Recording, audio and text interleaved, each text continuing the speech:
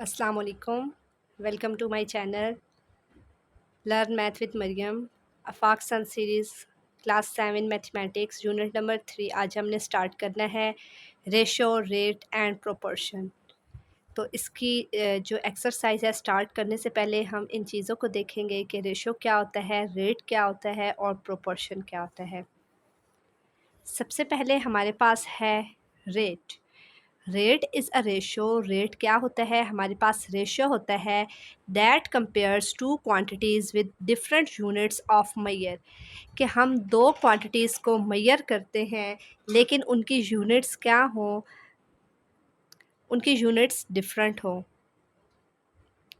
For example, unit price of item, speed, service charges etc.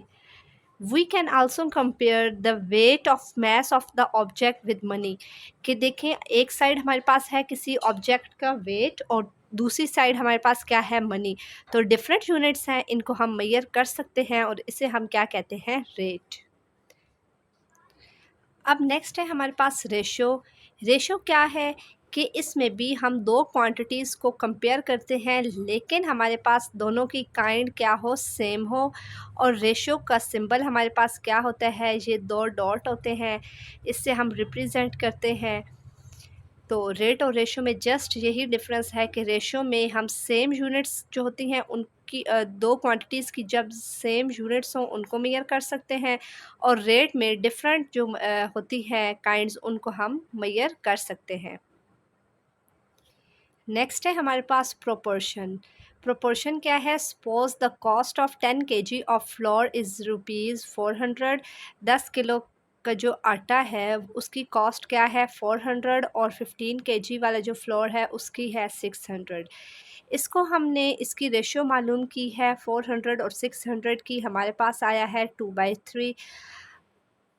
और the ratio between the weight of floor, अब उस जो floor है आटा उसके वेट को अब हम उसकी रेशो को मेजर करेंगे।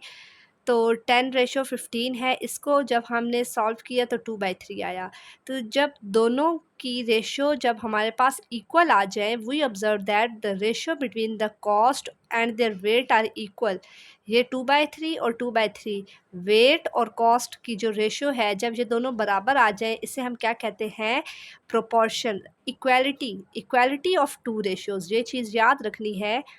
Equality of two ratios is called proportion. We can say that the floor quantities or numbers are in proportion, और इसके लिए हम डबल कॉलन जो होता है प्रोपोर्शन के लिए, to show equality of the ratio, ये हम यूज़ करते हैं।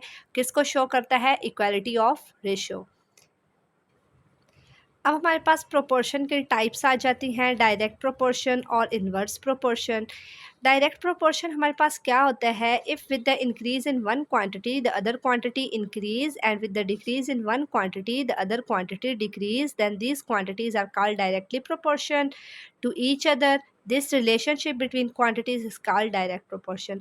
डायरेक्ट प्रोपोर्शन क्या होता है कि अगर एक चीज़ बढ़ रही है तो दूसरी चीज़ भी बढ़ेगी, और अगर एक चीज़ कम हो रही है तो दूसरी चीज़ भी कम होगी। इसको हम कहते हैं डायरेक्ट प्रोपोर्शन। इनवर्स प्रोपोर्शन हम क्या है, if with the increase in one quantity the other quantity decrease, with the decrease of one quantity the other quantity increase, then these quantities are inversely proportional to each other. This relationship between quantities is called inverse proportion. वो क्या कह रहे हैं, inverse क्या होता है कि एक चीज़ के बढ़ने से दूसरी चीज़ कम हो जाए, या एक चीज़ के कम होने से दूसरी चीज़ बढ़ जाए, तो उसे हम क्या कहते हैं, इन्वर्स प्रोपोर्शन। तो ये थी हमारे पास इसकी मेन डेफिनेशंस। इनको हमने देखा है कि ये क्या होता है, इनको हमने समझा है। फर्दर इसको हम डीपली इसको हम सॉल्व भी करेंगे, इसकी एग्जांपल्स भी करेंगे।